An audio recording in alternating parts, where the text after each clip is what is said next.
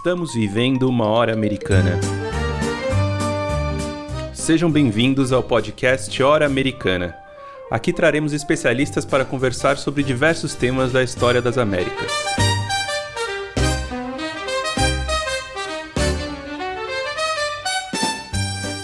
Meu nome é Caio Pedrosa e estão aqui meus companheiros Luiz Calil, Priscila Pereira, André Ferreira e Evelyn Acrucci. O episódio de hoje tem como tema as leis e instituições da América colonial. E para conversarmos sobre esse assunto, convidamos Anderson Reis, professor da Universidade Federal do Mato Grosso.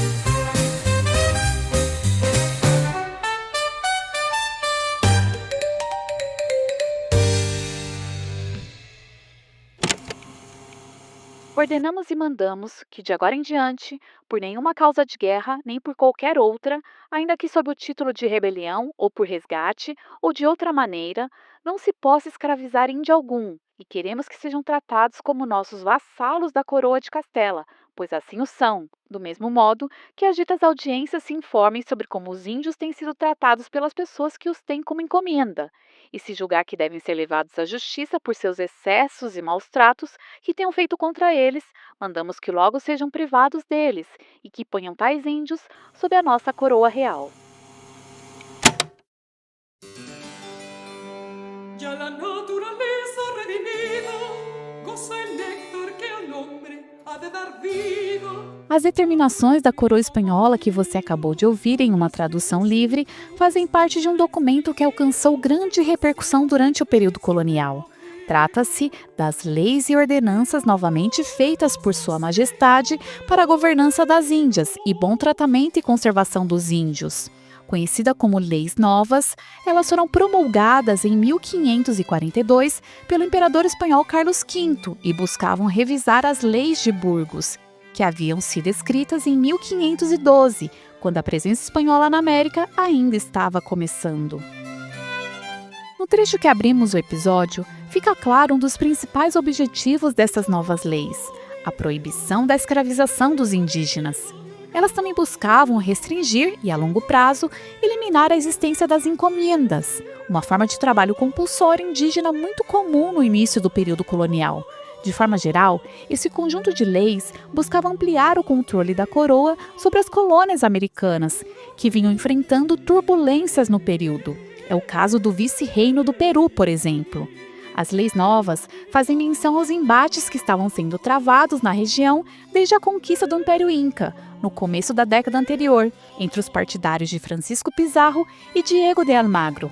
A ordem dada pela coroa era de que o vice-rei do Peru e a audiência de Lima deveriam informar a coroa sobre todos os excessos cometidos na região e que as pessoas principais que notadamente sejam culpadas daquelas revoluções que sejam tirados os índios que tiverem e os coloquem sob nossa real coroa.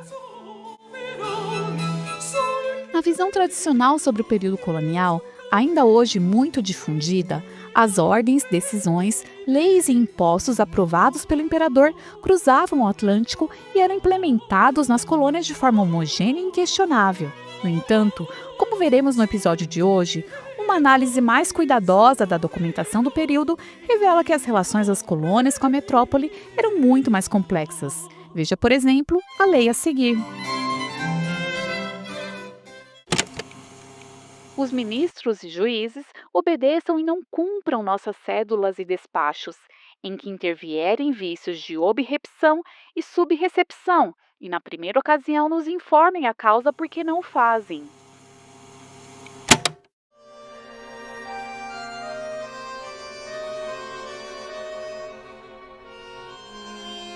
Este artigo está presente na Recopilación de Leyes de las Indias, um esforço feito pela coroa espanhola no final do século XVII para compilar as mais de 6.000 leis criadas até então pela coroa para suas colônias na América e nas Filipinas.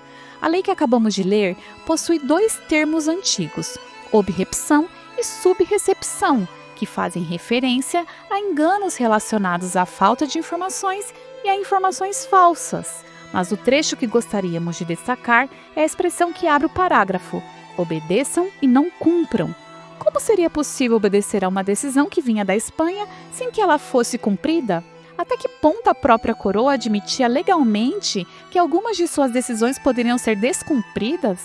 Leis como essa mostram que, para compreendermos melhor as relações entre a coroa e as colônias, não basta prestarmos atenção apenas às decisões tomadas pelo rei ou pelas instituições espanholas. É fundamental voltarmos nosso olhar para a América, suas instituições e poderes locais, que tinham um comportamento muito mais atuante do que o de apenas acatar passivamente tudo o que era decidido no outro lado do Atlântico.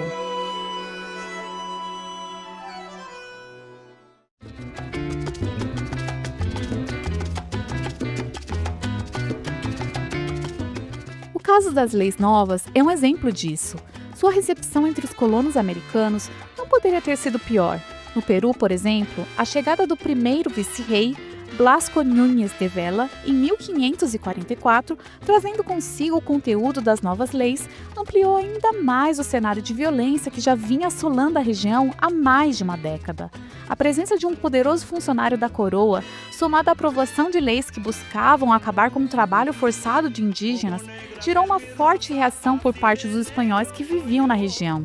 O vice-rei foi preso pelas autoridades locais e, mesmo tendo conseguido fugir e arregimentar aliados, foi novamente capturado e executado, junto com centenas de outros aliados do rei. Ainda que essa tenha sido a revolta mais violenta, também houve fortes reações em outras partes da América.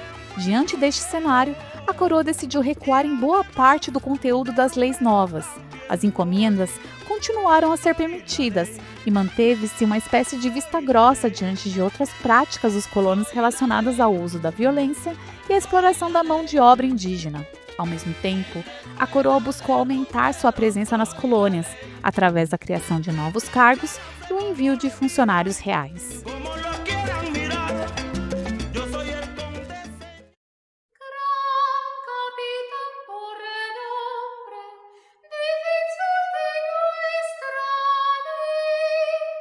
Embora se trate de um episódio singular, a execução de um vice-rei evidencia que o Império Espanhol deve ser compreendido como uma estrutura de poder menos monolítica e absoluta.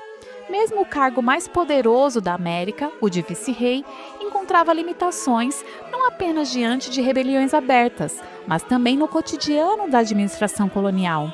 Um dos vice-reis, o Marquês de Montes Claros, chegou a descrever sua posição como a de um gigante de bronze com pés de barro, metáfora que expressa, simultaneamente, a grandiosidade e a fragilidade do cargo que ocupava. Ainda que dispusesse de poderes que iam da implantação de leis ao recolhimento do dízimo, do uso da força militar até a administração de obras públicas, o vice-rei precisava lidar com outras instâncias de autoridade, como as audiências e os cabildos, além da influência do clero, da igreja e das complexas redes de parentesco, amizade e favores que sustentavam as elites locais.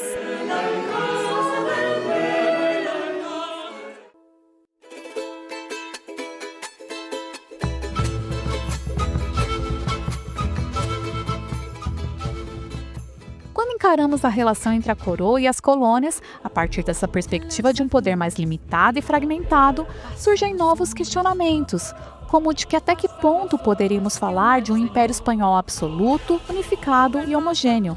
Como resposta a questões como esta, surgiram nas últimas décadas outros conceitos que buscam questionar esta abordagem, como o de monarquia católica, compósita ou polissinodal, revelando um cenário muito mais complexo e matizado do que a clássica imagem do rei em seu trono, batendo com seu cetro após tomar uma decisão e sendo imediatamente obedecido em todos os seus domínios.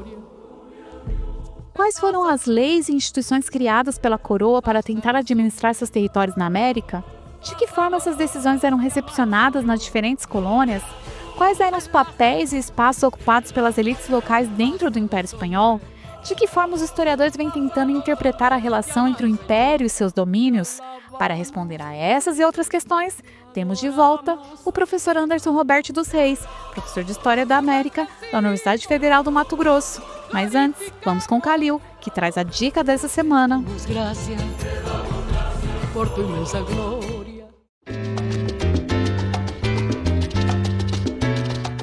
A dica de hoje é o livro Zama, escrito pelo autor argentino Antônio de Benedetto. O romance foi publicado originalmente em 1956 e foi adaptado para o cinema pela diretora Lucrécia Martel em 2017, que contribuiu para renovar um pouco o interesse por essa obra. O livro se passa no final do período colonial, entre 1790 e 1799, e conta a história de Dom Diego de Zama, um funcionário da coroa espanhola que atuava na região do Paraguai nesse período. A história mostra um pouco desse emaranhado jurídico que o nosso entrevistado vai apresentar para a gente daqui a pouco, partindo da longa espera por uma promoção que esse funcionário da coroa esperou durante anos e que nunca chegava. Enquanto ele espera por essa vinda de uma carta com a sua promoção, o Zama tem relações com mulheres locais, troca cartas com a esposa, reflete muito sobre a sua situação e participa de algumas expedições. No entanto, a preocupação do autor não está tão centrada numa pretensa fidelidade histórica desse romance, o que leva o Antônio de Benedetto a descrever o seu livro como um romance de um momento do passado, e não como um romance histórico propriamente. O Antônio de Benedetto está muito mais preocupado em escrever sobre os dilemas interiores do personagem, as decisões que ele toma nos anos que passou esperando por essa promoção numa região afastada e violenta do então decadente Império Espanhol. E essa violência acaba explodindo na cena final do livro, que vale a pena ser relida quando a gente termina a leitura. Para quem se interessar por uma abordagem mais acadêmica do romance, a professora Teresa Speyer Dulce, que já participou do podcast aqui com a gente 2 vezes, junto com a pesquisadora Líbia Alejandra Castanheda Lopes, publicaram um artigo analisando a recriação da colônia no romance e no filme da Lucrécia Martel. O artigo se chama A Recriação da Colônia em Zama, Identidades, Gênero e Representações do Espaço, e está disponível gratuitamente na revista eletrônica da Amplac. Fica a dica então, o romance Zama, de Antônio de Benedetto, publicado no Brasil em 2006 pela editora Globo.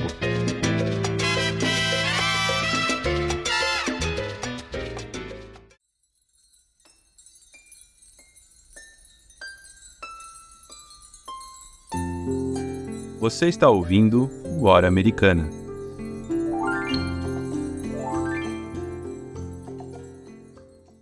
Olá, ouvintes do Hora Americana. Vamos iniciar mais uma entrevista do nosso programa. Hoje temos imenso prazer em receber Anderson Roberti dos Reis.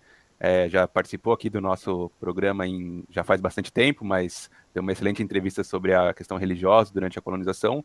E hoje ele vai conversar com a gente sobre um tema que aflige, né, professores menos experientes na área quando tem que dar essa aula, né, que é sobre administração colonial, um tema que tem as suas complexidades, mas espero aí que a gente consiga entender um pouco mais delas nesse programa, certamente entenderemos.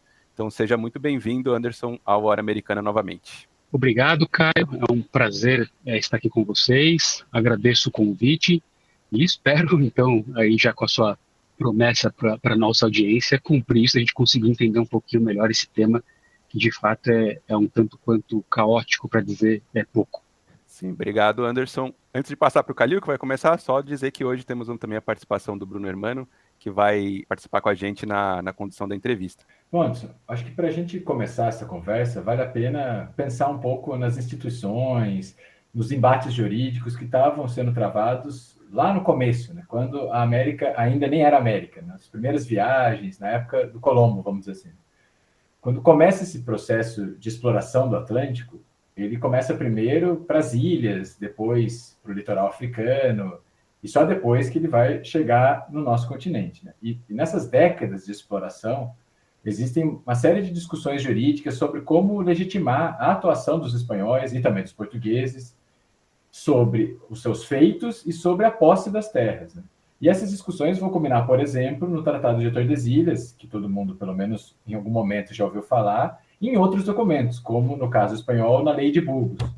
Além do surgimento, né, de documentos como, por exemplo, o requerimento, que vai ser importante para pensar a relação dos espanhóis com os indígenas nas décadas seguintes.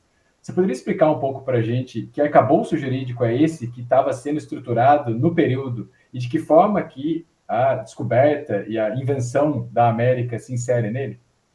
Acho que a gente pode começar, é uma pergunta ampla, né? Acho que a gente pode começar explorando uma primeira ideia que já está um pouco contida na própria pergunta, que é a ideia que a expansão e a competição entre Portugal e Espanha ao longo do século XV pelo Atlântico, e no caso o espanhol em particular, né, nas Ilhas Atlânticas e nas Canárias, essa expansão e competição, elas funcionaram como uma espécie de laboratório, né? E aqui vale a pena, é uma imagem bastante comum que a gente encontra em livros, em manuais. Vale a pena fazer um pequeno asterisco aqui e dizer que essa ideia de laboratório aqui nesta resposta não tem a ver necessariamente com uma ideia de antecipação, né, de uma abordagem teleológica que anteciparia o que ocorreria depois na América, mas sim um laboratório no sentido de que as experiências ocorridas durante essa expansão, quase todas na base do ensaio e erro, elas foram depois replicadas em alguma medida nas ilhas do Caribe a partir das viagens do Colombo. Então, eu acho que pensar essa primeira ideia nos permite, por exemplo, observar que a exploração dos recursos naturais, né, algum desses elementos desse laboratório, né, a exploração dos recursos naturais naquelas ilhas, o açúcar especialmente, a busca de rotas estratégicas no caso das ilhas, que permitissem chegar até minas de ouro na costa africana, que depois, não com esse mesmo sentido, mas vão ser replicadas nas ilhas caribenhas. Submissão dos nativos, a sua cristianização e a discussão sobre as formas de lidar nas ilhas do Atlântico com outras culturas, tudo isso depois aparecerá nas experiências caribenhas, e essas formas de ocorrer nas ilhas atlânticas vão funcionar um pouco nesse background para as experiências espanholas na América, né? No caso espanhol, essa experiência atlântica, ela foi acompanhada, e essa é uma peculiaridade importante, por alguns processos, não mais no Atlântico, mas em terra firme, que também estão um pouco nessa base dessas discussões políticas e jurídicas às quais você se referiu. Então, eu estou me referindo aqui, neste caso, à guerra contra os mouros, que uma parte da historiografia vai chamar e vai tratar como reconquista, né?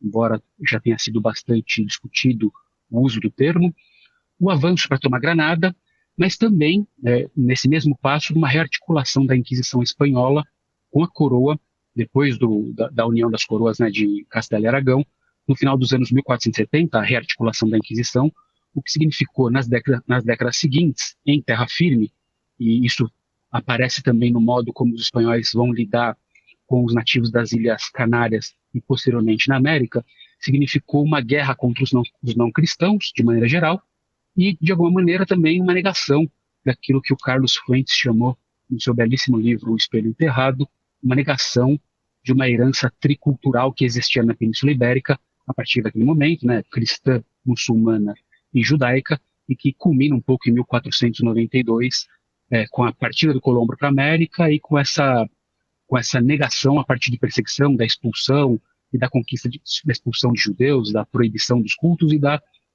partida do Colombo para a América. Então, acho que essa é uma primeira ideia importante que valeria a pena mencionar. Dessas experiências atlânticas, eu acho que há alguns aspectos que podem ser importantes para a gente pensar as questões jurídicas e políticas que vão aparecer nas Américas. O primeiro deles é a competição entre Castela e Portugal, depois Castela, Aragão e Portugal no Atlântico, durante o século XV, que significou essa competição uma série de disputas que demandaram intervenções diplomáticas, mas também demandaram intervenções papais, né? Então, para citar aqui apenas os dois casos que eu acho que estão mais próximos da América e que, portanto, servem um pouco ali de antessala desse processo que a gente vai começar a ver a partir de 1493, é pensar aqui no Tratado de Alcáçovas, 1479, em que depois ele é ratificado, sancionado em 1481 por uma bula papal, em que concedia a Portugal todas as novas descobertas do chamado Mar Oceano, nas regiões que ficavam ao sul e ao leste das Ilhas Canárias, né? Essa é um primeiro tratado, uma forma de tentar lidar um pouco com essas competições, ratificado e sancionado, portanto, por uma bula papal, que depois da vinda do Colombo para a América em 1492, e especialmente depois do seu retorno, ambos serão revistos ou rediscutidos a partir da alegação de Portugal de que o Colombo havia navegado águas lusitanas. Então, as bulas alexandrinas, especialmente a Inter Caetera de 1493, seguida pelo Tratado de Tordesilhas, 1494, que você mencionou na sua pergunta, eles são processos aqui já de ordem jurídica e política que vão tentar delimitar ali os espaços e estabelecer um pouco de como as coisas deveriam ocorrer. Aqui, particularmente, as bulas alexandrinas vão ser importantes, porque elas tratavam um pouco da expansão espanhola e portuguesa como uma espécie de um trabalho de cruzada e com o objetivo de converter os gentios ao cristianismo e espalhar a fé cristã. Então, acho que isso é importante. O Tratado de Tordesilhas, como nós sabemos, é muito provável que nossa audiência também saiba, ele confirma os decretos papais em 94 Isso só faz uma alteração ali na quantidade de léguas a oeste das ilhas de Cabo Verde, que delimitaria o que ficaria a oeste para a Espanha e o que ficaria à direita, a leste para Portugal, né? Então, acho que esse é um primeiro ponto. Acho que a exploração e conquista, um segundo elemento aqui desses aspectos da expansão no Atlântico, tem a ver com a exploração e conquista dos nativos das Ilhas Canárias e o modo como eles foram incorporados pelos espanhóis, incorporados ou não pelos espanhóis. Isso foi matéria de discussão jurídica e teológica ao longo do século XV e certamente serviu depois de base, juntamente com as bulas alexandrinas que eu mencionei agora, para as discussões que vão ocorrer logo nas primeiras 3 décadas na América, né? Então, de um lado, na experiência nas Ilhas Canárias, os reis católicos precisavam lidar com alguns nobres que haviam se estabelecido naquelas ilhas e que, de alguma maneira, se colocavam como entraves aos direitos dos reis espanhóis, dos reinos espanhóis, de conquistar aquelas ilhas. Então, um primeiro momento em que a coroa espanhola se viu desafiada a controlar aqueles sujeitos, porque ela havia, de alguma maneira, também cedido, né, concedido direitos, feito parcerias com aqueles homens para que eles conquistassem e expandissem em direção àquelas ilhas durante esse processo de expansão pelo Atlântico do século XV. E, de outro lado, não só precisava lidar com esses nobres, mas precisava lidar também com as acusações de exploração e escravização dos nativos, que acabavam em discussões teológicas e jurídicas, que a gente vai ver também aparecer ou reaparecer na América logo nas primeiras décadas do século XVI. Me refiro aqui em especial às bulas papais de 1434, ainda na primeira metade do século XV, 1435, do Papa Eugênio IV, que excomungava as pessoas que escravizassem cristãos nas Ilhas Canárias e condenava a prática de escravizar os próprios nativos. Então, acho que esses aspectos são importantes para pensar esse background, né? Além disso, as pretensões espanholas de domínio do Novo Mundo, como eu disse, elas se baseavam nas bulas alexandrinas que exigiam, portanto, essa proteção e evangelização dos indígenas. O problema é que, como nós sabemos, e talvez seja um dos elementos mais destacados quando a gente pensa na descoberta da América, é que a exploração espanhola no Caribe dizimou a maioria da população indígena. A brutalidade foi tamanha que não demorou muito para que ela fosse, inclusive, denunciada pelos próprios religiosos espanhóis. Para dar conta dessas denúncias, uma série de medidas passaram a ser tomadas pela coroa, ainda que elas não resolvessem tudo, elas foram uma resposta inicial. Eu mencionaria as duas que estão aqui que você mencionou e que você se referiu na pergunta inicial. O requerimento entre 1511 e 1512 foi um documento legal redigido por um sujeito chamado Juan Lopes, de Palácios Rúbios, que criava uma espécie de um protocolo de submissão dos nativos, que era lido para os nativos de uma maneira ritualística e que indicava para eles que se eles aceitassem fazer parte daquela história que estava sendo contada, era uma história que remontava a Adão e Eva, contava a história dos papas e dizia por quais razões os nativos deveriam ser incorporados de modo voluntário à coroa espanhola, e caso eles não fizessem, eles enfrentariam uma guerra justa. Então, o requerimento foi uma primeira tentativa de criar um protocolo e diminuir a exploração.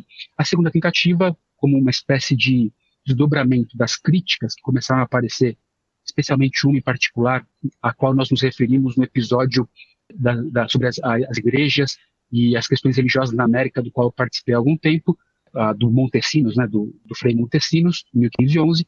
Na esteira dessa crítica que ele faz, não só o requerimento aparece, mas aparece também um conjunto de normas, as chamadas Leis de Burgos, que tentava, de alguma maneira, criar limites para a exploração dos indígenas e restringir isso. Bom, tocando em miúdos para encerrar a resposta, esse cenário que a gente viu aqui, a Espanha conquistava a América, né, e incorporava a América de uma dupla maneira, eu diria aqui. Não apenas juridicamente, né, então as bulas e os tratados, eles integram a América numa espécie de discurso legal, mas o requerimento ele faz algo muito interessante, que é sugerido e com o qual concordo pelo historiador Anthony Pagden, um texto chamado Conquista e Colonização. O requerimento ele integrava a América numa narrativa histórica partilhada pela Espanha, uma narrativa histórica que incluía os indígenas não apenas naquele momento da história da conquista, mas na verdade remontava a história dos indígenas, como se a história deles também tivesse como Gênesis, o Gênesis cristão, o Jardim do Éden, Adão e Eva, e toda essa trajetória que vem na sequência e que culminava naquele momento no encontro de espanhóis com indígenas a partir da expansão do século XV. Pensando já nas primeiras décadas do século XVI, a Espanha começa a criar uma série de instituições, primeiro na Europa e depois na América, que tentavam organizar minimamente o que estava acontecendo nas colônias, como a Casa de Contratação e o Conselho de Índias, por exemplo. Você poderia explicar que instituições são essas e como elas funcionavam? Acho que a sua pergunta toca num ponto importante, porque eu acho que são duas das primeiras instituições que elas são criadas não só para organizar, né, como a gente pensa nessa primeira mirada para essas instituições, mas também para controlar um pouco dos fluxos e dos modos como os processos e avanços espanhóis estavam transcorrendo no Novo Mundo, né? Então, acho que tem um primeiro ponto importante aqui, né? São instituições que visam esse controle, né? A primeira delas que você menciona e que foi fundamental é a Casa de Contratação, ou seja, a Casa de Comércio, né? A casa voltada para tratar das questões comerciais. Ela foi fundada logo em 1503, então uma década após a chegada do Colombo. Se localizou inicialmente em Sevilha, né? Que se tornou e permaneceu até o final do século XVII, pelo menos, como a principal porta de entrada e de saída dos viajantes, mercadorias, bens, itens, ideias que transitavam entre Espanha e América. E depois, no século XVIII, a Casa de Contratação sai de Sevilha, vai para Cádiz, já no período de mudanças ali, especialmente a partir da troca dinástica para os Bourbons. Então, ela é instalada inicialmente em Sevilha, em 1503. Ela tem como um propósito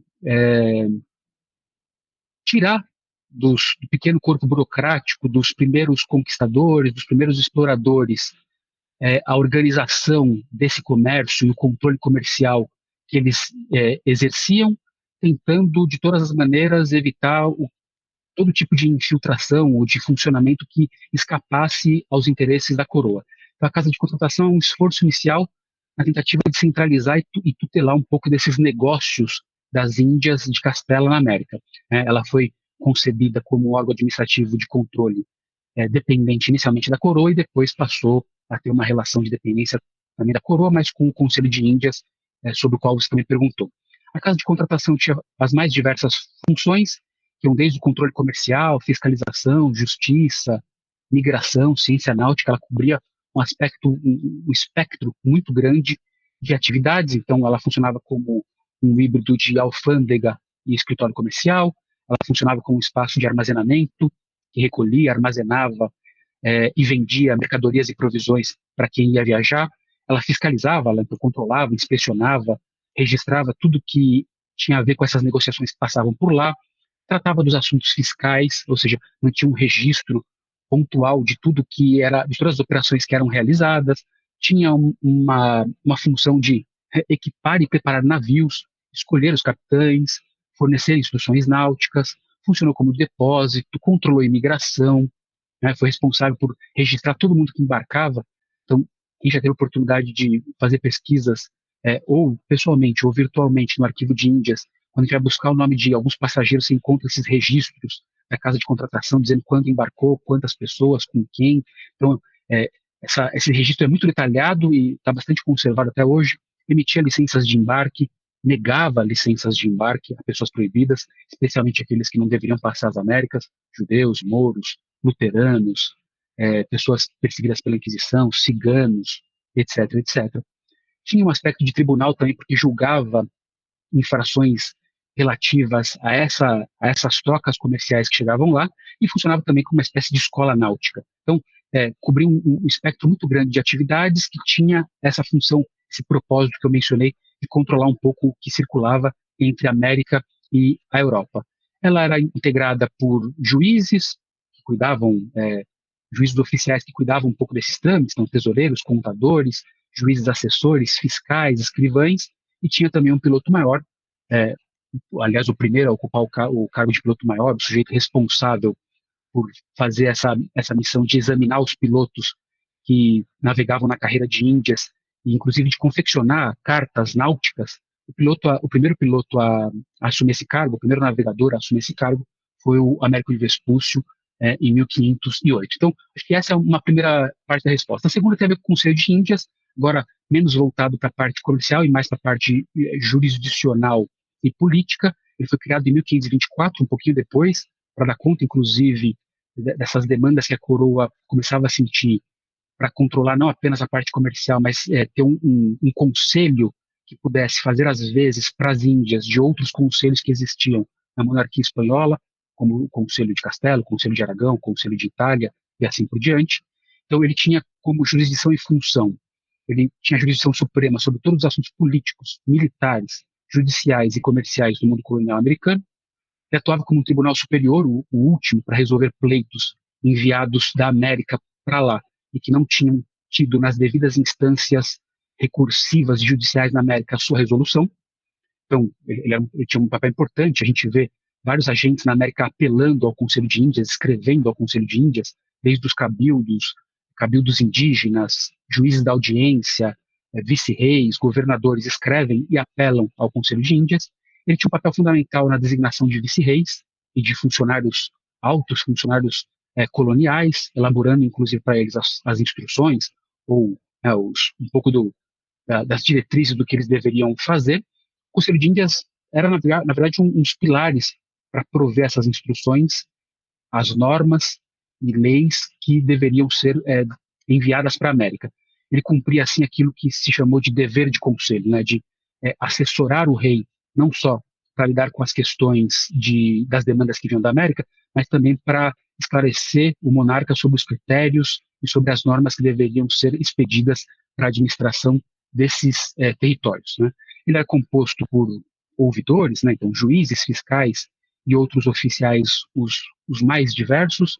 Tinha o presidente, que passava a ocupar a parte principal dessa estrutura hierárquica dentro do conselho, secretários, ministros e conselheiros, a maior parte deles homens letrados, né, especialistas em assuntos jurídicos, em assuntos voltados a essas questões da discussão em torno da soberania, do domínio, da legitimidade do domínio espanhol sobre os seus territórios ultramarinos. E um fato interessante é que, com toda essa jurisdição e essas funções, e apesar de ser uma autoridade suprema, foi bastante incomum que entre os membros do Conselho de Índias a gente tivesse representantes de alguém que tivesse integrado audiências americanas. Então, a informação que a gente tem é que dos 249 conselheiros que integraram o Conselho de Índias até 1700, apenas 7 haviam passado pela América, né? Então, eram letrados que estavam aconselhando e pensando as diferentes maneiras de organizar a administração das posses espanholas na América, mas sem efetivamente a maior parte deles, a maior parte absoluta deles, sem ter tido uma experiência na América. De todo modo, tanto o Conselho de Índias quanto a Casa de Contratação foram esses primeiros 2 impulsos da coroa para centralizar, tentar trazer para si e dar contornos um pouco mais visíveis sobre os seus domínios, que nas primeiras décadas do século XVI ainda estavam bastante pouco visíveis, bastante pouco notáveis da perspectiva espanhola na América.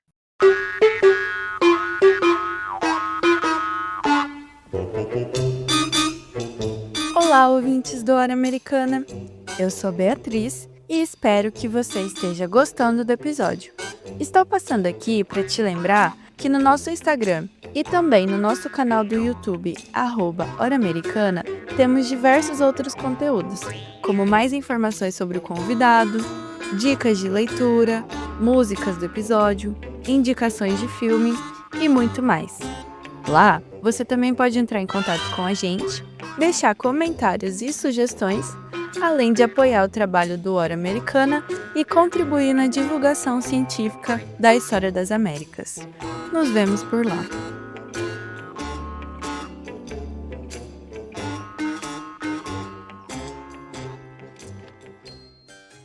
Ainda no começo ali do século XVI, foram criados 2 vice-reinos da América, não é? O vice-reino da Nova Espanha e um pouquinho depois o vice-reino do Peru. Não por acaso isso aconteceu em territórios que haviam acabado de passar por grandes conflitos militares, né, envolvendo a conquista dos Azteca e dos Inca. Eu te pergunto então, como funcionavam esses vice-reinos, quem eram os vice-reis exatamente, e de que forma eles atuavam dentro dos seus domínios? Bom, acho que aí é uma questão que a gente começa a funilar um pouquinho mais para baixar a lupa, né, e ver alguns aspectos dessa administração. Pois eu acho que convém enfatizar, partindo da sua pergunta, que de fato a criação dos vice-reinos ocorreu logo após os conflitos das chamadas conquistas espanholas, mas vale a pena lembrar também essa criação, então, do vice-reino da Nova Espanha em 1535 do vice-reino do Peru, 1542, ela ocorre também depois de períodos de tensão social e de conflitos entre os próprios conquistadores, né? Nos anos que se seguem aquilo que a gente chama de conquista, né? Tanto no Vale do México como nos Andes. Então, no caso da Nova Espanha, a criação do vice-reino ocorre em 1535, como eu mencionei, depois de 2 períodos bem turbulentos em que o governo daquela região foi levado adiante pela audiência real, em cujo interior os conquistadores passaram a disputar, especialmente Cortés e os grupos rivais ao Cortés. Então, isso levou a uma série de crises, de disputas e de dificuldades entre os próprios conquistadores. A criação do vice-reino em 1535 também era uma forma de solucionar um pouco e chamar para a coroa, portanto, criando uma nova jurisdição e enviando um representante real para dizer assim, bom, vocês estão em crise, mas tem uma autoridade superior a vocês que vai tentar, de alguma maneira, resolver esses conflitos e apaziguar a situação, porque, do modo como está, há riscos de guerra civil. Os riscos eram possíveis, tanto eram possíveis que eles ocorreram no Peru. Então, no caso do Peru, não só a criação do vice-reino em 1542 é uma resposta a essa tentativa de controle da coroa, mas também de uma resposta ao contexto de altíssima volatilidade por conta das guerras civis entre pizarristas e almagristas, né? Vale lembrar que o Francisco Pizarro, por exemplo, já havia sido assassinado. Então, a tentativa da coroa de tentar apaziguar a situação criando um vice-reino é uma das chaves para se entender, e a outra é porque a coroa espanhola cria o vice-reino do Peru em meio a uma discussão muito forte, tanto na Nova Espanha como no Peru, em torno das encomendas e do poder dos encomendeiros e dos conquistadores e dos primeiros povoadores que começam a estabelecer nas regiões desses 2 vice-reinos, e que, portanto, reivindicavam algum poder. A coroa precisava tentar tomar para si esse poder, né? Então, cria-se o vice-reino do Peru. Vale dizer que a situação do Peru era tão tensa, os conflitos estavam tão exacerbados, que o primeiro vice-rei nomeado, ele é nomeado em 1543 e passa a exercer suas funções a partir de 1544. Ele foi enviado com a missão de aplacar as crises e os conflitos e aplicar as leis novas. Ele acabou morto e decapitado em uma guerra contra as tropas do Gonzalo Pizarro. Então, é um pouco esse o cenário inicial que vale a pena a gente lembrar para pensar a criação desses vice-reinos. Os vice-reinos criados na América são esses 2 inicialmente no século XVIII, no contexto de alterações dinásticas, de mudanças de políticas administrativas para a América, as políticas das chamadas reformas borbônicas, especialmente a partir da metade do século XVIII. São criados 2 novos vice-reinos, o vice-reino da Nova Granada, no começo do século XVIII, mais para o final do século XVIII, na década de 1770, a criação do vice-reino do Rio da Prata. Mas, basicamente, Nova Espanha e Peru são os 2 vice-reinos que atravessam boa parte do período colonial, especialmente durante a dinastia dos Áustria, dos Habsburgo. Então, a criação dos vice-reinos não é uma novidade americana, já vinha de um modelo da coroa espanhola, especialmente do Reino de Aragão. Esse modelo é adotado para a coroa espanhola, de modo que alguns historiadores, como, por exemplo, o Jesus Abadia Lalinde, um historiador dessa temática da administração dos vice-reinos da Espanha no período moderno, chamar esse momento do século XV e XVI como um período de vice-reinalização, traduzindo aqui livremente para o português, ou seja, é uma monarquia que passa a se organizar a partir de vice-reinos. Então, no século XV para o XVI, nós temos uma monarquia espanhola atravessada por vice-reinos, né? Então, tanto na Europa como na América. Então, a Sicília é um vice-reino, a Sardenha, Nápoles, o Ducado de Milão, Navarra, Aragão, etc., assim como Nova Espanha e Peru são vice-reinos. Os vice-reinos davam conta um pouco, então, de superar um pouco a fase inicial da conquista, ali meio na lógica do ensaio e erro. O Colombo e seus filhos têm o título de vice-reino, mas é um título que funciona mais como título e menos como um cargo determinado por uma jurisdição. Isso passa a ocorrer efetivamente a partir dos anos 1530 com a Nova Espanha. A ideia é um pouco superar essa fase inicial, controlar os conquistadores e encomendeiros, reafirmar a autoridade real, isso era importantíssimo, sobretudo no momento de disputa com os encomendeiros, por conta da proibição das encomendas já discutidas, e a gente já falou em outros momentos, né, no podcast, que já foi tratado em outros momentos esse tema. Então, para aplacar um pouco as demandas dos encomendeiros e tentar estabelecer alguma autoridade, se cria os vice-reis. A cada vice-reino eram enviados vice-reis, eles eram representantes pessoais do monarca, geralmente escolhidos da alta nobreza castelhana, mas nunca da casa real, e apenas poucos deles nasceram na América durante os 3 séculos, 8, e 9 deles nasceram fora da Espanha, o restante inteirinho escolhido ali entre essa nobreza castelhana e nascido naquilo que a gente chama de Espanha hoje em dia. Os vice-reis, acho que vale a pena fazer uma primeira menção aqui a respeito dessa informação, que é importante repisar. Ele sendo um representante pessoal do monarca, segundo a concepção da época, o vice-rei era um alter ego do rei, ou seja, ele tinha que ser obedecido e respeitado como alguém que estava no lugar do rei, mesmo quando ele, o vice-rei, cometia erro ou quando ele excedia das suas funções. Então, tudo que ele fazia, suas ordens, as normas, os seus posicionamentos, a sua participação em eventos, em rituais, em recepções, tudo isso deveria ser entendido como se feito pelo próprio rei da Espanha. Então, eles eram uma figura fundamental na administração dos vice-reinos. Suas funções básicas eram aquelas que foram estabelecidas paulatinamente pelas normas expedidas pelo Conselho de Índias, deveria expandir a religião, deveria manter as províncias em paz, tranquilas e calmas, garantir a administração da justiça, defender o vice-reinado, recompensar os descendentes dos conquistadores e primeiros colonizadores, assegurar o bom tratamento, conservação e aumento dos indígenas e, claro, proteger os interesses do Tesouro Real espanhol. Isso, na prática, significava que eles eram a cabeça do governo e da administração do seu território. Os vice-reis eram os presidentes das audiências nas capitais, eles eram os capitães gerais do vice-reino e eles eram o representante do rei como vice-patrono da igreja nas diferentes partes da América. Então, veja que ele desempenha diferentes funções, quase todas na posição de cabeça. E, como uma espécie de contrapartida disso, ele deveria representar também os interesses dos súditos americanos diante do rei. Com isso, por isso que eu estou chamando de na prática, eles tinham que constantemente mediar e arbitrar conflitos sociais juntamente com as demais instituições, cumprir as normas sem desconsiderar costumes e tradições, que vai ser de longe o maior desafio deles, lidar com demandas locais e com redes sociais, com redes de relações políticas que foram se estabelecendo nas Américas durante os períodos em que eles governavam, distribuir mercedes e privilégios. Ou seja, eles não eram apenas uma peça, uma hierarquia no topo dela. Mais do que isso, mais do que ser uma peça que vai executar normas, eles tinham que se inserir um pouco nesse ambiente, pois era exigido deles que arbitrasse diante dessas demandas todas que apareciam nas circunstâncias locais, se arbitrasse e se decidissem sobre diferentes matérias, tanto no campo religioso, no campo jurídico, no campo político, no campo econômico e assim por diante. Então, eram figuras importantíssimas nesse quadro administrativo.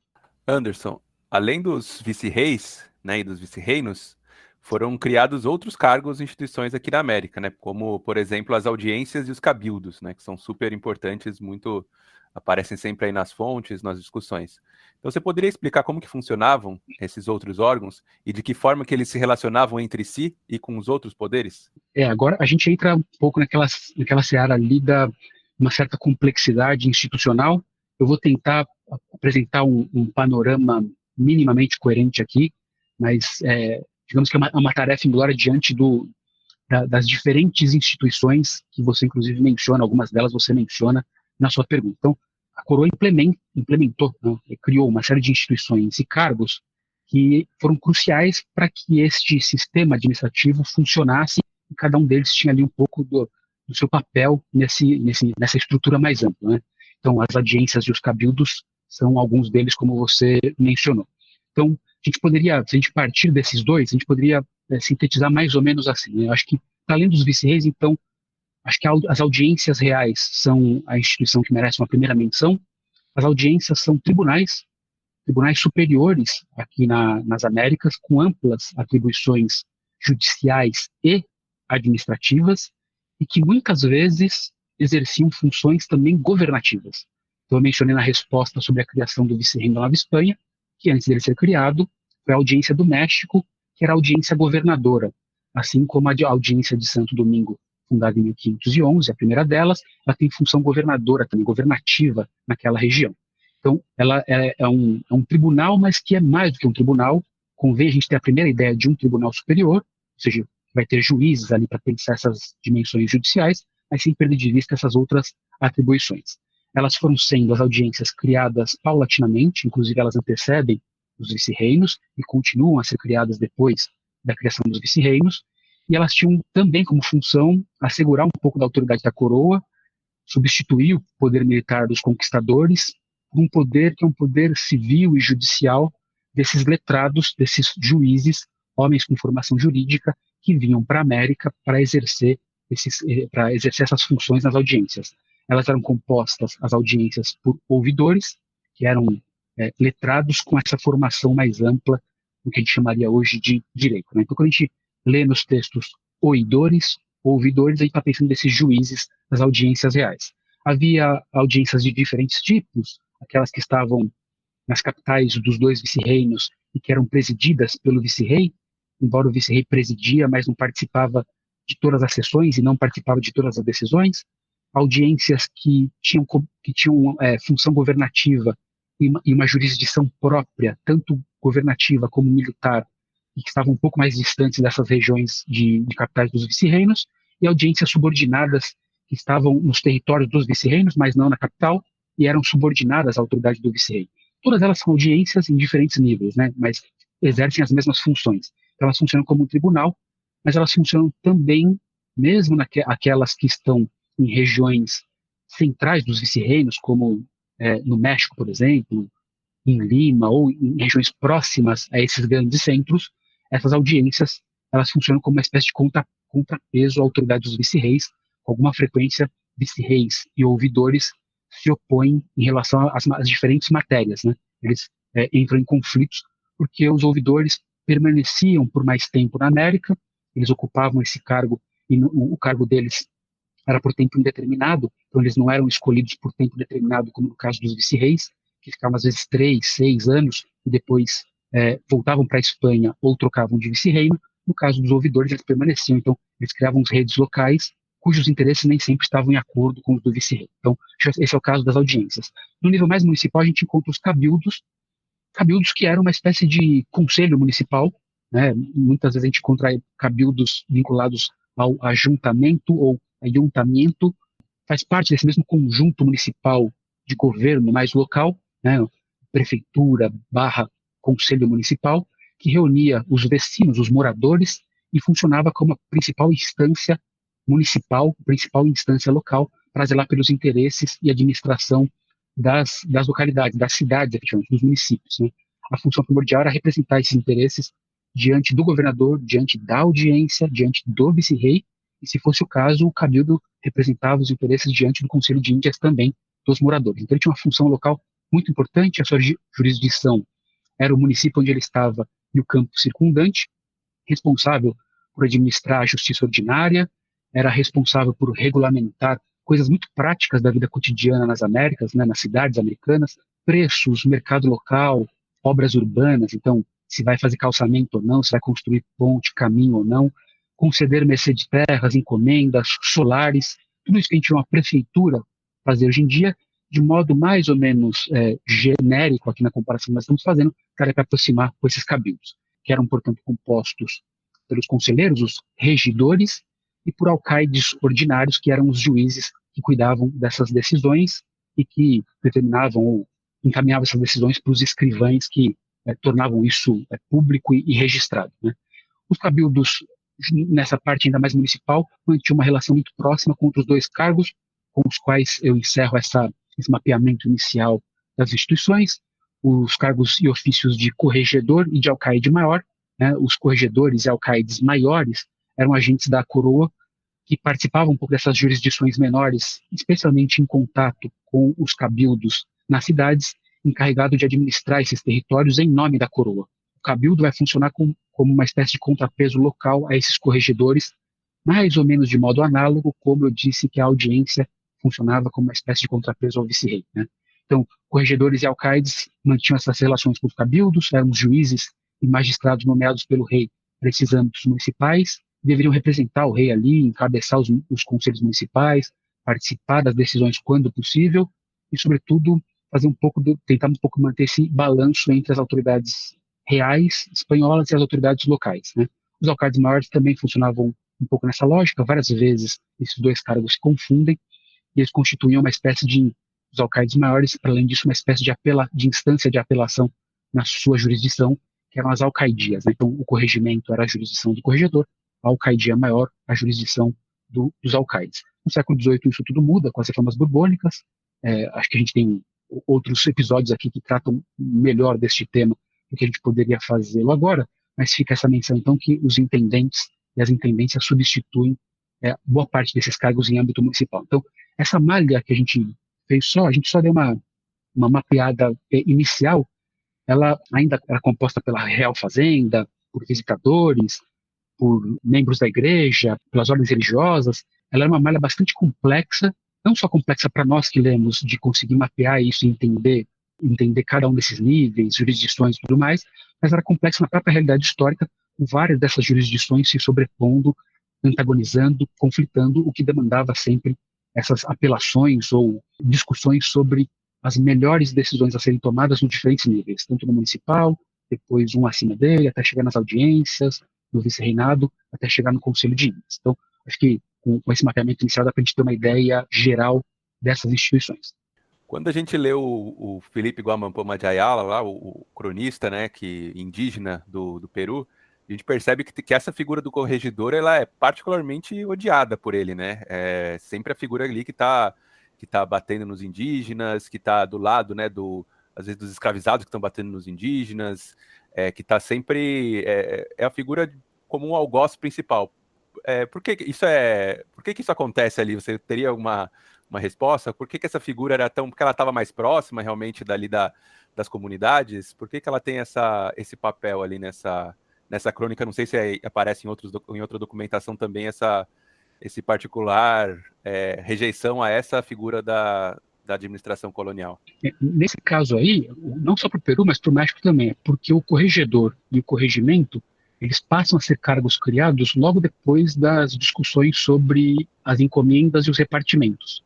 Então a coroa tentou, com os repartimentos, tirar dos conquistadores e encomendeiros o poder de dispor ao seu bel prazer da mão de obra indígena, e tentou trazer, então, com o repartimento para a coroa esse poder. Então, a coroa deveria organizar como repartir a mão de obra indígena, atribuí-la para algumas obras públicas ou para alguns encomendeiros. Os indígenas trabalhariam por um momento temporário, por um momento determinado, por prazo determinado, e depois retornariam para suas comunidades. O corregimento, a ideia de criar um corregimento, então, alguém que vai reger junto, né, que vai corregir, vai cogovernar junto, essa figura aparece logo depois desse processo, a coroa de novo tentando tomar para si esse controle. E aí, qual que é o problema que acho que fica patente, inclusive nas lâminas do Poma de Ayala? É que o corregedor vai ter o corregedor de modo geral, que vai atuar para as diferentes instâncias de apelação, inclusive para os espanhóis, mas a gente vai ter o corregedor e o corregimento especialmente voltado para os indígenas. E aí esse corregedor vai ser esse sujeito responsável por fazer essa distribuição da mão de obra indígena.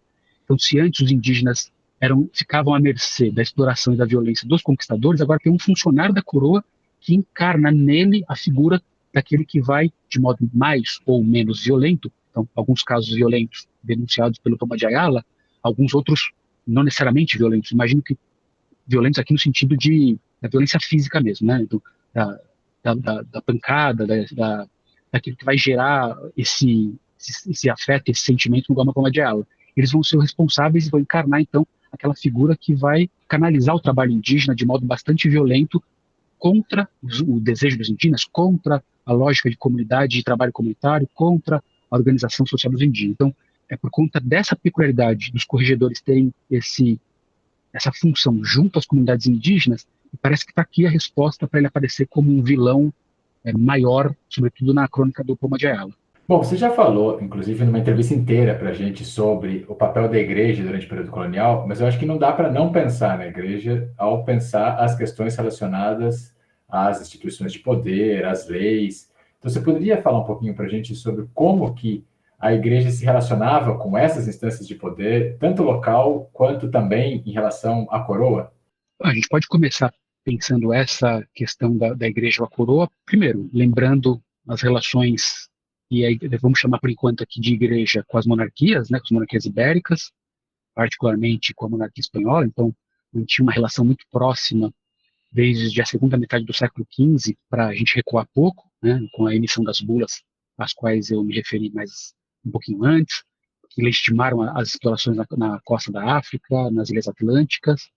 Então, tem uma relação ali não só de legitimação, mas também de interferência constante da Igreja com as monarquias ibéricas. Por outro lado, o que a gente conhece como patronato real, né, também significava uma submissão, de certa maneira, da Igreja às coroas, pelo menos naqueles aspectos considerados não espirituais, né? Quando a gente olha para a trajetória eclesiástica na América do século XVI, na América Espanhola, não seria nem exagero a gente dizer que a Castela basicamente assumiu o controle da vida eclesiástica, né, no continente. Ela indicava candidatos aos cargos em todos os níveis, a coroa assumia a obrigação de pagar salários, de construir e de prover dotações para as igrejas, para catedrais, para hospitais. Então, ela tinha uma interferência direta. Além disso, ela era responsável por autorizar o envio de pessoal às Índias e, a partir de 1538, ela definiu que a coroa, que toda e qualquer comunicação entre Roma e as Índias deveria ser mediada pelo Conselho de Índias. Então, o que obviamente nem sempre aconteceu, por óbvio, mas dá para a gente ter um pouco dessa ideia dessas relações gemelares ali entre coroa e igreja, relações que, claro, tinham suas convergências, mas tinham suas divergências e tensões que se manifestaram desde muito cedo. Nós tratamos disso no episódio a que você se referiu, Calil, no episódio sobre as igrejas na América. Então, desde a crítica que eu mencionei do Antônio de Montesinos, que vai resultar nas leis de Burgos, depois de os diferentes conflitos provocados pelas campanhas lascasianas contra as encomendas, etc., etc. Então, há tensões desde muito cedo entre isso que nós estamos falando aqui, chamando aqui de igreja e a coroa espanhola, e que vão impactar efetivamente a administração nas Américas. Para lembrar que lá naquele episódio, naquelas respostas que nós construímos aqui na entrevista anterior, eu fiz questão de chamar a atenção para a ideia de que a gente estaria falando de igrejas, né, no plural. Porque ela, de fato, se a gente pensar, retomar aquela ideia de que não se trata de uma igreja, mas que de diferentes faces dessa coisa que nós chamamos de igreja, dá para a gente, inclusive, ter uma ideia um pouquinho melhor, eu diria, sobre essas tensões e limites também que estas igrejas vão colocando para a administração espanhola no período moderno. Então, uma parte dessa igreja funcionava em torno dos bispados, né, criados logo na sequência das conquistas militares, da expansão espanhola na América.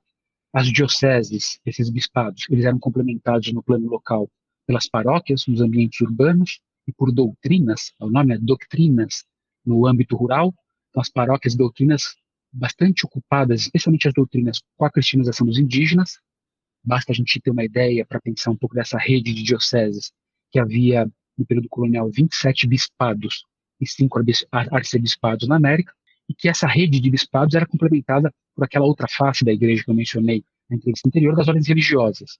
Então aqui a coisa se pulveriza ainda mais, estamos falando de conventos e de redes de conventos espalhados agora não só por cidades ou por regiões centrais, mas pelos diferentes espaços da América, pelos diferentes rincões do continente, atingindo populações indígenas e às vezes populações espanholas que estavam bem distantes de centros nos quais a gente encontraria audiências, cabildos, ou provavelmente as regiões mais centrais dos vice-reinos. Então, não é exagero dizer, como a gente disse também na última conversa, que a evangelização da América, se ela tem nos bispados esse eixo fundamental, a evangelização foi levada a cabo pelas ordens religiosas, por 5 delas, franciscanos, dominicanos, agostinianos, mercedários e jesuítas, basicamente. Então, os bispos, embora fossem também súditos do rei, eles se consideravam iguais aos vice-reis e estavam com frequência dispostos a confrontar os vice-reis, sempre que eles acreditavam que suas liberdades,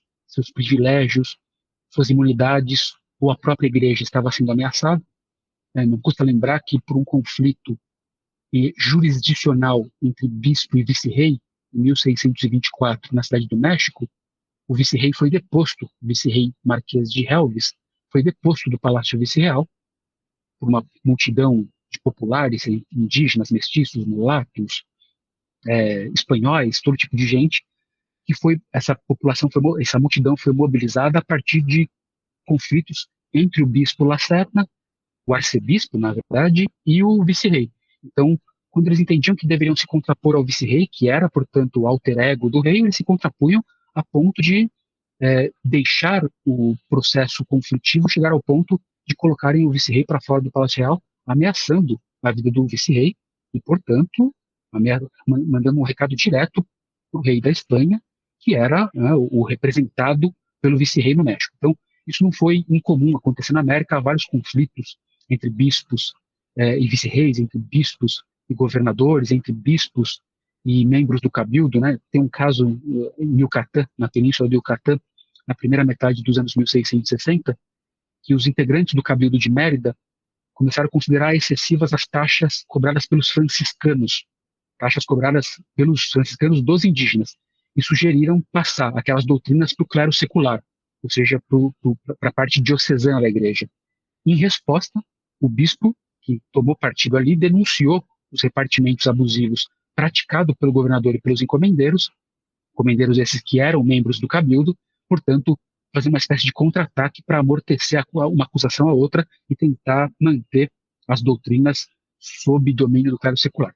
Era para a gente multiplicar os exemplos aqui de conflitos, porque os bispos, frades e as ordens religiosas estavam nesses diferentes espaços, a ponto de, em muitas instruções dadas para os vice-reis, nós encontrarmos a orientação expressa dos vice-reis terem bastante cautela com os religiosos, com as ordens religiosas, a fim de evitar problemas e evitar causar escândalos. Essa era a expressão, uma vez que essas ordens religiosas já estavam estabelecidas com esse conjunto de práticas que eu mencionei, tinham suas relações e exerciam certos poderes limitados, mas exerciam certos poderes na sua região. Então, me parece que as igrejas aqui, para retomar a ideia da entrevista anterior, não eram apenas um ator, não eram apenas um agente religioso, mas eram um agente de um poder político e social com uma jurisdição própria que interagia de modo mais ou menos conflitivo com as demais esferas daquela sociedade que estava ali se formando.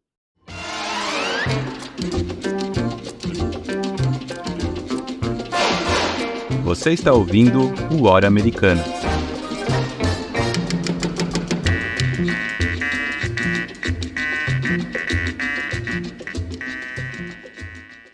Ouvindo as suas últimas respostas, Anderson, a gente percebe que o vice-rei, ainda que tivesse amplas atribuições, não é, encontrava também uma série de entraves para atuar, fossem demandas de outras instâncias de poder, fossem os poderes locais, revoltas, funcionários reais e a própria desconfiança da coroa espanhola diante de um cargo tão poderoso, mas ao mesmo tempo exercido tão distante da metrópole.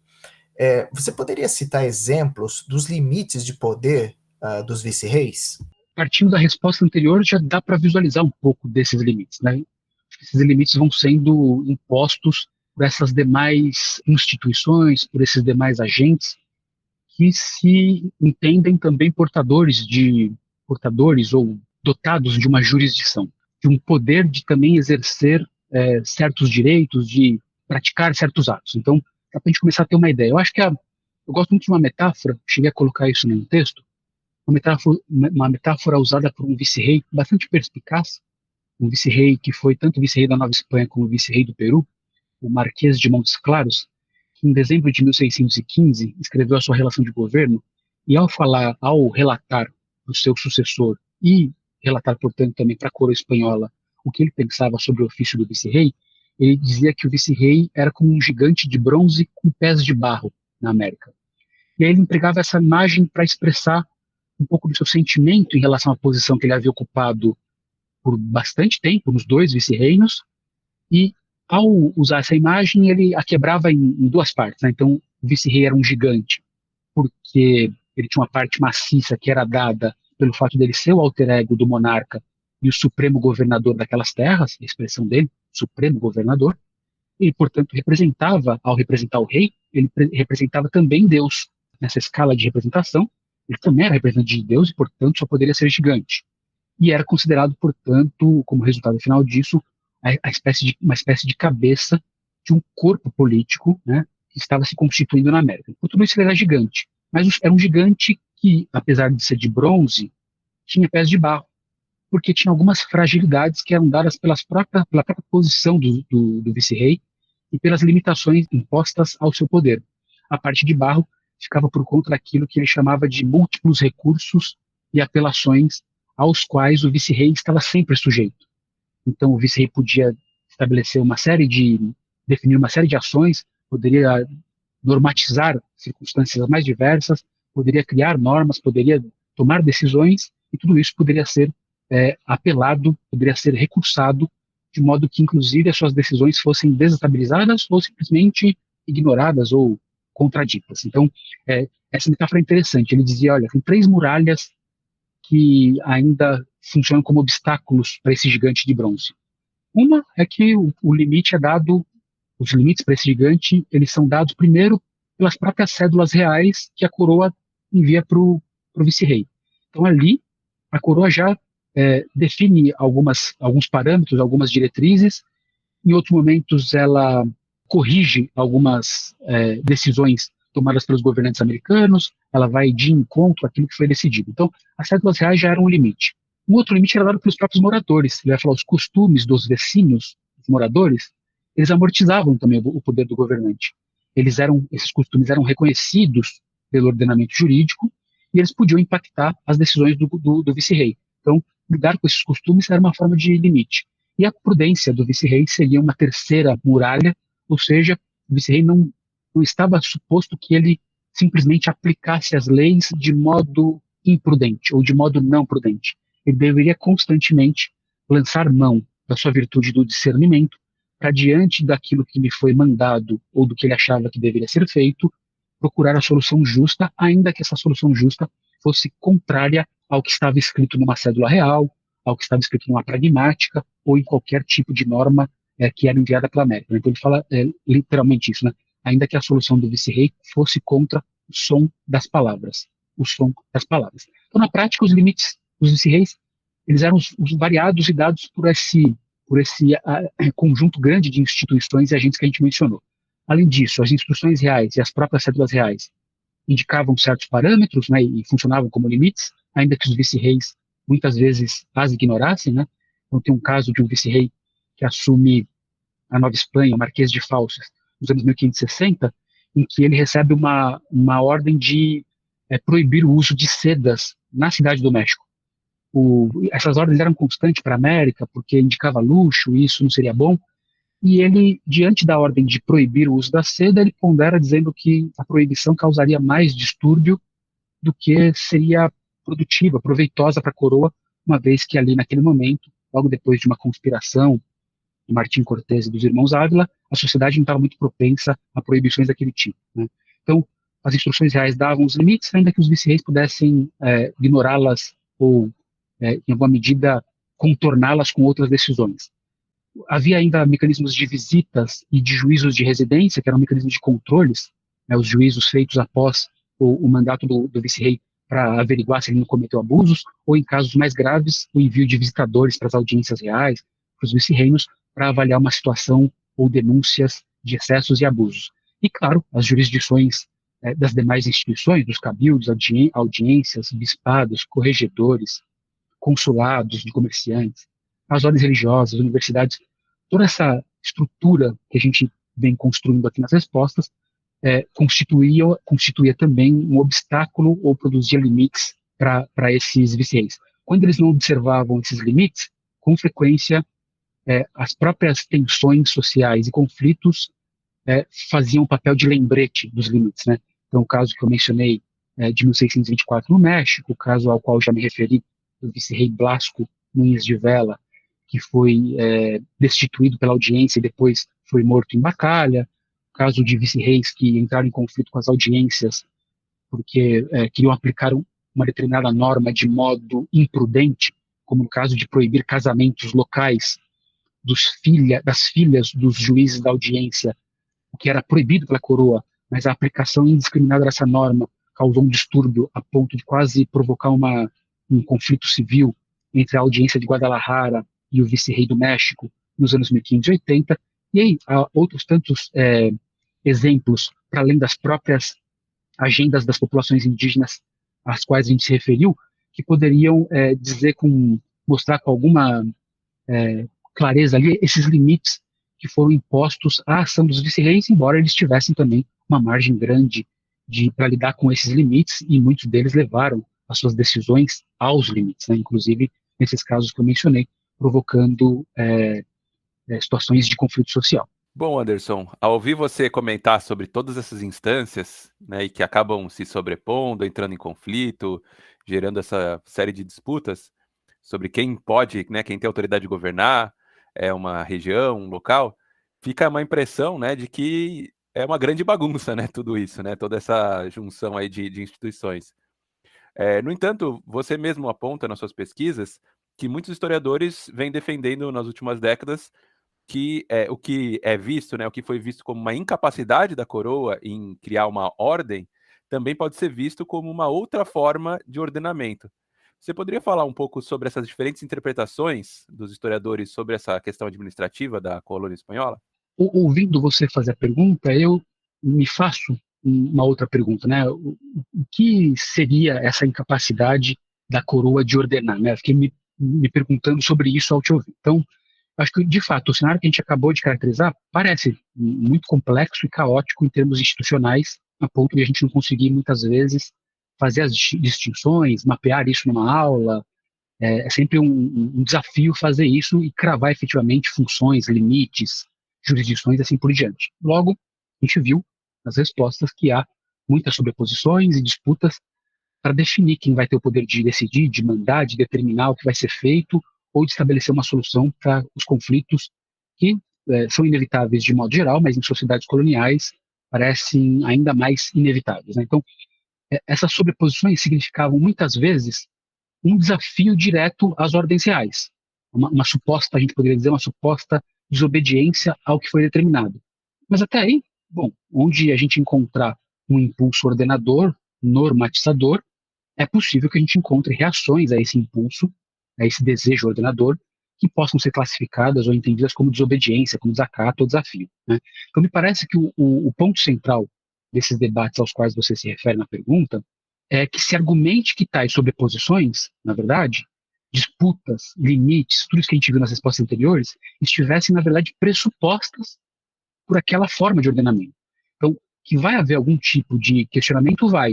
O que me parece interessante nessa reflexão que a gente está fazendo é que essas sobreposições, disputas, estão pressupostas. Então, o que está em jogo aqui? A pergunta crucial, para mim, me parece, então, ser sobre quais categorias aqui analíticas, seriam adequadas para a gente compreender e caracterizar aquelas formas de ordenar e entender a desordem.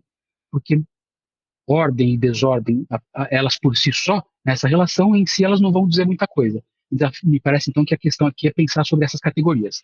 O desafio, em tese, não deveria ser complicado demais. Acho que é o que a gente faz como historiador, né, diante de um conjunto de informações que a gente busca nas fontes, de perguntas que nós temos. A gente seleciona ou a gente formula categorias que nos permitem entender melhor tal realidade histórica, ou seja, não deveria ser simples, né? Formulado assim, ele transpira uma simplicidade que é apenas aparente, uma vez que quando a gente pensa nessa escolha dessas categorias, ela quase sempre está informada e marcada por questões mais amplas e que são quase sempre pertinentes, são quase sempre relacionadas, relativas aos momentos que nós, historiadores, fazemos essa seleção ou que nós formulamos essas categorias. Então, acho que aqui que está o, o fio da meada que eu gostaria de puxar para pensar um pouco dessas distinções interpretativas. Eu vou tentar simplificar um pouco, porque é o que a gente consegue fazer aqui no tempo que a gente tem, mostrando um pouco vendo um pouco de como isso foi feito, né? Como isso foi, como se procedeu na escolha dessas categorias. E eu começo com aquilo que se chamou de um paradigma estatalista, para entender essa administração colonial. Então, parto dele e já explico do que se trata. Acho que não seria exagero a gente dizer que, desde o século XIX, o Estado é a nossa forma política por excelência. A gente tende a pensar a política pela chave da Constituição, de uma unidade legal, da administração, de burocracia, da ideia de fiscalidade, de um território definido, de exércitos, e de um grau variável, mais ou menos variável, de centralização do poder, né? Acho que para a historiografia em particular, o Estado é uma forma política importante, considerando o momento em que a nossa disciplina surge como disciplina, né, em que ela se institucionaliza. Então, me parece que houve, por boa parte desse período, do século XIX para cá, até pelo menos a segunda metade do século XX, uma assimilação quase que indistinta entre a história dos poderes políticos, a história do poder político e a história do Estado, principalmente naquilo que se chamou de Estado moderno. Logo, né, até a segunda metade do século XX, vou colocar aqui até os anos 1960, 1970, o Estado funcionava um pouco como uma instituição universal e necessária que mais ou menos engolfava o poder político na sua lógica, né? Ele passa a ser analiticamente uma espécie de medida geral, tanto é que a gente tem dificuldade quando a gente vai falar de poderes políticos em outros tempos. Então, penso aqui nas aulas que a gente dá sobre populações indígenas pré-hispânicas e a dificuldade que a gente tem de falar em império, em estado, asteca, império inca, tem gente que se refere de modo bastante estranho a império maia ou coisas do gênero. A gente costuma voltar a essas formas mais ou menos estatalistas para entender essas situações. Logo, isso constituiria aquilo que eu estou recuperando aqui como um paradigma estatalista, que toma o Estado moderno como uma possibilidade analítica, então faz aquela escolha que eu mencionei, sendo desse Estado moderno a forma absolutista uma das suas primeiras expressões históricas. Esse Estado moderno absolutista seria aquele, um pouco nessa lógica que depois vai ser criticada, que sucedeu a pulverização dos poderes políticos do período medieval, então centralizou o poder político em torno de dinastias e soberanos, e que funcionou como uma espécie de antecedente do que a gente conhece como nosso Estado liberal moderno, aquele Estado, os Estados nacionais que vão se formando a partir do século XIX, e que primam por uma ideia de separação entre sociedade política e sociedade civil, que fazem uma distinção entre poderes públicos e poderes privados, que identificam direito com lei, que pensam a instituição da justiça oficial como a única instância de justiça, ou seja, de resolução de conflitos. Se a gente pensar tudo que a gente falou até agora, a gente vai ver que esta noção simplificada, que eu fiz aqui agora do Estado moderno, dentro do que seria esse paradigma, ela teria alguns problemas para a gente encaixar com aquilo que a gente viu, né? Então, se a gente olhar, tomar o cenário caracterizado anteriormente nas demais respostas, por essa chave analítica, evidentemente aquilo que a gente descreveu vai aparecer uma bagunça, vai aparecer uma desordem, vai aparecer um desvio em relação a um determinado modelo. Muito bem. Então, para fechar a resposta, indo para as críticas que foram feitas a esse paradigma. Elas são críticas que aparecem mais ou menos sistematizadas a partir dos anos 1970, a partir de reflexões que questionavam um pouco a relação entre Estado e poder político no pós-Segunda Guerra Mundial.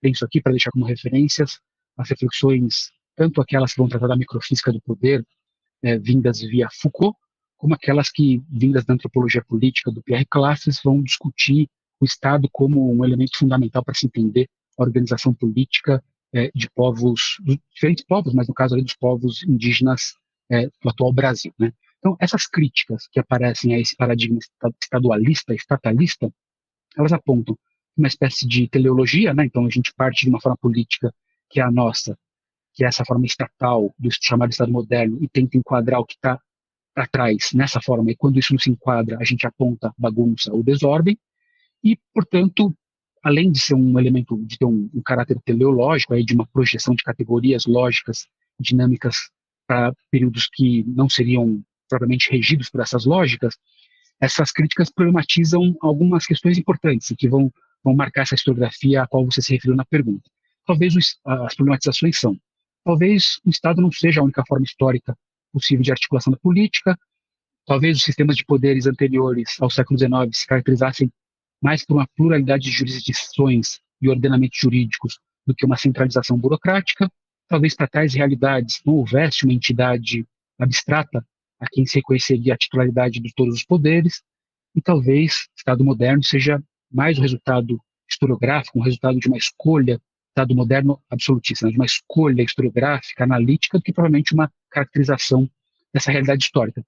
E a partir dessas críticas são feitas propostas para se pensar alternativas a essa leitura da administração colonial moderna nas Américas, alternativas essas que vão passar por propostas que vão em direção a uma cultura jurisdicional e uma monarquia corporativa, para pensar essa administração na lógica de um poder corporativo organizado como se fosse um corpo cujos diferentes membros partilhassem jurisdições específicas, como a gente vem mencionando, e, portanto, jurisdição entendida aqui como o poder de dizer o direito, e, portanto, o poder de definir o que é justo em determinadas situações. Então, essa seria uma face desse debate e que abriria para concepções de administração distintas.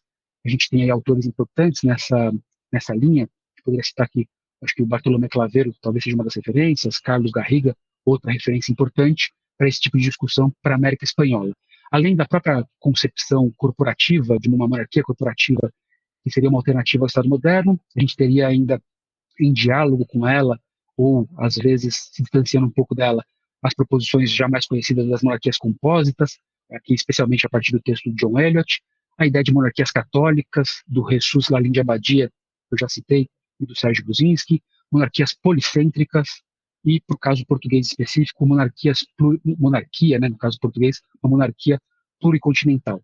Todas elas, né, e aí a gente não teria como aprofundar cada uma e explicar cada uma delas, todas elas, cada uma à sua maneira, e muitas delas, inclusive, dessas alternativas, com alguma tensão entre seus próprios postulados, nem sempre concordando em tudo, foram alternativas que foram sendo formuladas e propostas ao longo das últimas 3 ou 4 décadas para oferecer uma alternativa àquilo que se chamou de paradigma estadualista, que tinha na face do Estado moderno absolutista uma espécie de leitura padrão, modelar para aquele período colonial e que foi criticada a partir dos anos 1970.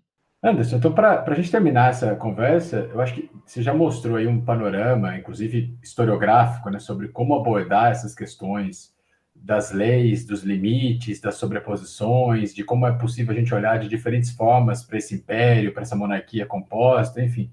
Você poderia falar para a gente como que você pensa um pouco essa questão em relação aos poderes e as limitações da coroa em relação aos seus colônias? Bom, da minha perspectiva, eu parto um pouco da ideia de que às vezes esse debate ele assume a feição de um debate que parte de extremos, né?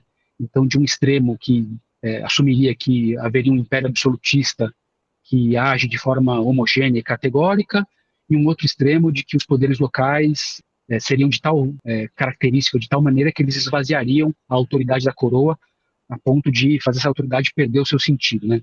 Eu acho que esses extremos, eles resultam de simplificações que a gente se incorre com alguma frequência, mas quando a gente vai ler um pouco desses autores, alguns dos quais eu mencionei, outros que eu não mencionei, que trabalham com a perspectiva do Estado moderno absolutista, na chave da resposta anterior, como o próprio Perry Anderson em seu livro de 74 sobre as linhagens do Estado absolutista, o Nikos Poulantzas e a sua reflexão sobre as classes sociais e o Estado absolutista dos anos 60, ou se a gente pensar no próprio processo civilizatório do Norbert Elias e como ele pensa essa centralização como um processo de superação de poderes dispersos, quando a gente vai ver esses autores ou ler os seus críticos, é bem improvável que a gente encontre esses extremos do modo como a gente costuma sistematizar ou em aulas, ou em discussões, ou em debates em que se quer aprofundar esse tema, né? Então, é muito improvável que alguém adote uma perspectiva do Estado moderno absolutista que ignore os limites ao exercício do poder real, que aparece, especialmente nas Américas, que aparecem nas fontes, assim como o contrário é verdadeiro. Acho que quem trabalha com poderes locais,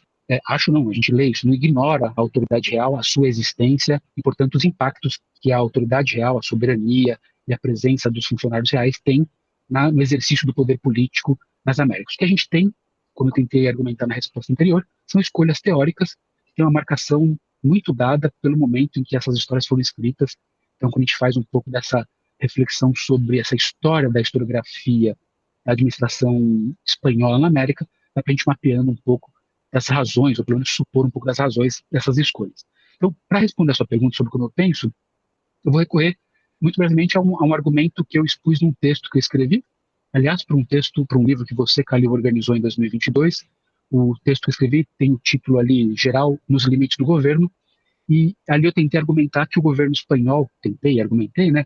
Não sei se para de pé o argumento, mas eu argumentei que o governo espanhol nas Américas funcionava com uma estrutura, essa foi a imagem que eu usei, estrutura essa que paradoxalmente garantia a preservação da autoridade real, ainda que essa garantia fosse de uma autoridade real, em alguns casos apenas nominal, mas garantia a preservação da autoridade real ao comportar, ao acomodar e arbitrar o conflito entre diferentes forças sociais, econômicas e políticas relativamente autônomas que competiam no interior dessa própria autoridade, no interior dessa própria estrutura, na verdade, e que, de alguma maneira, desafiavam a própria autoridade real, ou desafiavam não a autoridade real em si, mas certas medidas que advinham da Espanha e que representavam, portanto, uma tentativa de implementação da autoridade real. Então, nesse sentido, se o governo espanhol funcionava dessa forma, como eu estava argumentando, os modos de governar, eles supunham uma relação específica, que eu explico agora, então, entre aquilo que eu chamei no texto de autoridade e de flexibilidade, e acho que com isso eu consigo mais ou menos dizer como eu penso essa questão. Então, a primeira parte deste argumento diz respeito à seguinte afirmação. Então, havia efetivamente o que eu estou chamando de uma estrutura, algo dentro do qual existiam essas referidas forças. Essa estrutura ela era conformada pelo conjunto de instituições, recursos e normas criados a partir da expansão espanhola para a América. Então, o primeiro passo do argumento que eu defendi, e que, portanto, neste momento aqui, em 2025, a minha posição, é a existência dessa estrutura. A segunda parte diz respeito à ideia de que as instâncias administrativas americanas, elas refletiam o poder real. Então, vejam, então elas existem aquém, além, a parte do poder real, então elas refletem o poder real, mas a autoridade era compartilhada, essa autoridade, esse poder, eles eram compartilhados e filtrados por diferentes grupos e instituições. E, em certas circunstâncias, a coroa espanhola dispunha de uma autoridade que era mais nominal do que real em diversas partes da América. Essa ideia aqui, eu estou tomando emprestada do John Eliot, que me parece fazer todo sentido, é ele que defende esta proposição. Então, me valho dela para a segunda parte da minha posição. Uma terceira parte, eu diria que diz respeito à ideia de que, para mim, a autoridade do rei não tem natureza absoluta, né? O sistema todo, como eu acho que foi ficando claro nas respostas anteriores, previa que as decisões reais fossem, vez por outra, contraditas, disputadas ou desrespeitadas. E aqui talvez esteja a parte importante desta resposta aqui. Desde que isso não significasse um ataque direto à autoridade real em si. Ou seja, é possível contradizer, é possível disputar, ignorar, inclusive desrespeitar, desde que aquilo que foi desrespeitado não signifique que você ataque diretamente a existência da própria autoridade em si. Então você disputa uma norma em específico, mas não a autoridade do que ela é em si mesma.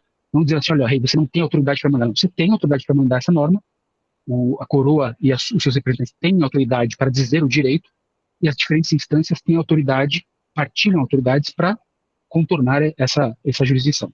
Daqui a gente chega à famosa ideia do obedece-se, mas não se cumpre, que eu acho que é significativo e exprime bem esta ideia anterior, né? O obedece-se quer dizer que não se contesta a autoridade real, quer dizer que você reconhece, quem obedece reconhece a autoridade real, mas o não se cumpre quer dizer, sem questionar a autoridade jurisdicional do monarca em si mesma, que naquela circunstância se opta por agir de um modo distinto daquele determinado. E não só se opta por agir de maneira distinta, mas se justifica tal decisão com base nessa lógica jurisdicional de dizer o direito e definir a solução justa para o caso. Então, esse axioma, essa regra, sugeriria uma certa flexibilidade governativa que era compatível nesse argumento que eu estou esboçando aqui com a manutenção da estrutura jurídico-política da monarquia espanhola, né? Então, as estratégias dos governantes incluíam o não cumprimento de reformas que eram consideradas graves, de medidas que eram consideradas menores, de regras que tinham menor importância, ou de normas que, se aplicadas, seriam mais problemáticas do que benignas aos vecinos. Agora, com isso concluo.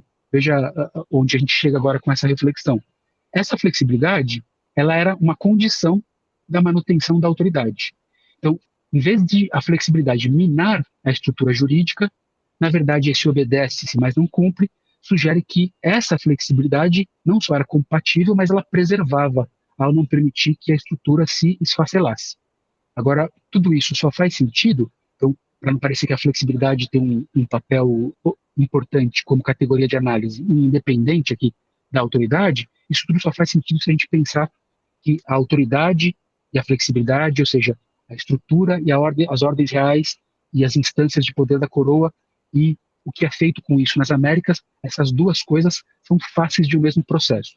A flexibilidade só tem sentido analítico à medida que a gente considera a existência de uma autoridade, né? Ou seja, só dá para ser flexível diante de algo que vem como uma norma. E essa norma ela pode ser flexibilizada, ela pode ser ajustada, ela pode ser negociada, ela pode ser repactuada, ela pode ser ignorada, ela pode ser contradita.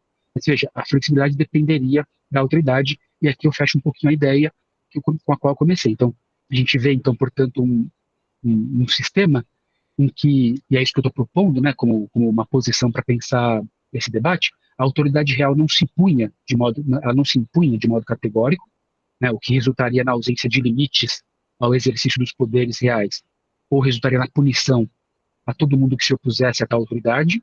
Então isso nem sempre acontece, várias vezes em que se contradiz a autoridade real, as normas reais, o resultado disso não é punição, né? Nem sempre é punição. Se fosse punição, inclusive, acho que muita gente esconderia, muitos vice-reis, por exemplo, esconderiam as suas ações. Isso é relatado, inclusive, nas próprias cartas e nos memoriais de governo que eles enviam. Os poderes locais não esvaziam a autoridade real, né? Então essa flexibilidade dos poderes locais é parte dessa estrutura que comporta também a autoridade real, e, portanto, a autoridade e flexibilidade são partes dessa estrutura que eu mencionei no início, que garantia a preservação da autoridade real e acomodava e arbitrava também, não só acomodava, mas arbitrava o conflito entre forças sociais, econômicas e políticas, que eram, como eu disse, relativamente autônomas e competidoras, coexistindo no interior da própria estrutura. Então, acho que com isso, me parece que não sei se é chegar num meio termo aqui, mas é reconhecer que esses dois extremos estão, que a gente coloca como extremos, estão, essa perspectiva que eu esbocei aqui, no mesmo processo que produz isso que eu chamei dessas formas de governo, esses limites do governo espanhol nas Américas. Bom, Anderson, muito obrigado pela entrevista, ficou ótima. Acho que deu para entender muitas coisas aí sobre essa questão da administração, né, que, como a gente falou, é muito complexa, é sim muito difícil, mas mesmo para quem estuda outros períodos, né, que é o meu caso, é sempre inevitável e é fundamental, né, para entender a história das Américas, né, não tem muito como escapar desses processos de tentar captar um pouco dessa complexidade para entender os processos políticos, sociais, culturais que atravessaram a nossa história, né? Ainda que fique muito claro aí pelas suas últimas respostas quão diferente é da forma como a gente pensa, pelo menos idealmente, como o funcionamento do poder, da autoridade, do governo hoje em dia, né? Mas até por isso também é incrível de se estudar, né? Uma outra forma de pensar governo, de se pensar a organização da sociedade. Então, muito obrigado pela ótima entrevista, Anderson. Eu que agradeço, Caio. Obrigado a você, ao Calil, ao André, ao Bruno. Parabéns pelo projeto e vida longa ao Hora Americana. O Hora Americana desta semana fica por aqui. Este programa é um projeto de extensão interinstitucional com membros da Universidade Estadual de Londrina, Universidade Federal Rural do Rio de Janeiro, Universidade Federal de Juiz de Fora e Instituto Federal do Sul de Minas Gerais. O Hora Americana tem produção de Caio Pedrosa, Luiz Calil, Priscila Pereira, André Ferreira e Evelie Acrucci. A divulgação e criação de conteúdo para as mídias sociais é de Beatriz Portela, Hugo Cardoso, Maria Eduarda Sajorato e Maria Cristina Mantovani. A edição é de Caio Pedrosa, Maiara Victório da Silva e Giovanna Beccari. No episódio de hoje utilizamos as seguintes músicas: Sleep, do Astor Piazzolla, Soy la Ley e Cabildo, ambas do Pete El Conde Rodrigues, Gran Capitán por Renombre e Cantata a Solo de Navidad, do Gaspar Fernandes, e a faixa Glória da Missa Criolla, cantada por Mercedes Sosa. Daqui a 2 semanas voltamos com um novo episódio. Até lá!